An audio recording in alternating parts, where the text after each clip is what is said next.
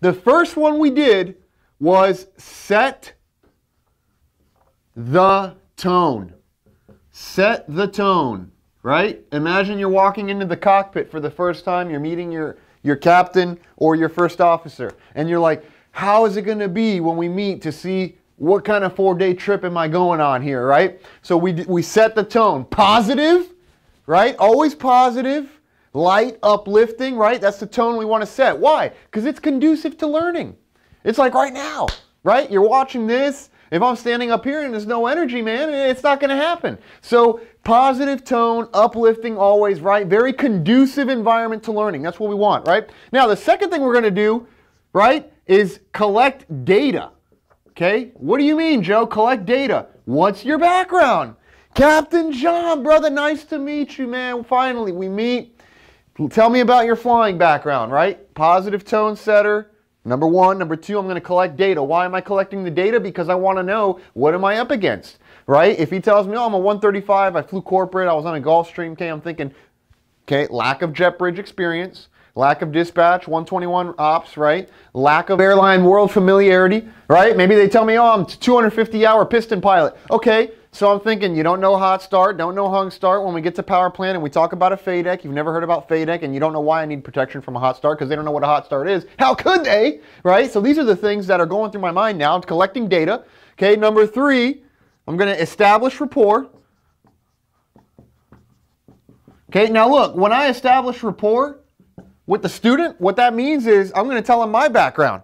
And you're always establishing rapport, by the way, right? What I mean by this is the student has to know in their mind, you are worth listening to, and I feel comfortable listening to you. I think you can help me, right? So you get a good relationship, right? So now how do we establish rapport? Well, starts at number one. When we set the tone and start collecting data, we're making that student-instructor barrier invisible. We're leveling the playing field. Listen, man, I know you're 250 hours, and I know that this course is going to be tough. Or, I know you're coming from a CRJ, from an ERJ. I know you're coming from the regional world, brother. And so, let me tell you, right, who I am and why I have what it takes to get you to the successful completion of this training program. Step 4, show the plan.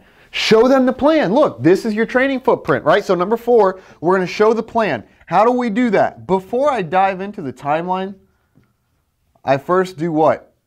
My ladder, right? I like going through my ladder of competence first. I say, look, Captain John, brother, I know right now you may be down here on the first step of this, right? Which is unconscious incompetence. And my objective, right, is to bring you up this ladder, hopefully, to step number 3 by the time we get to your check ride.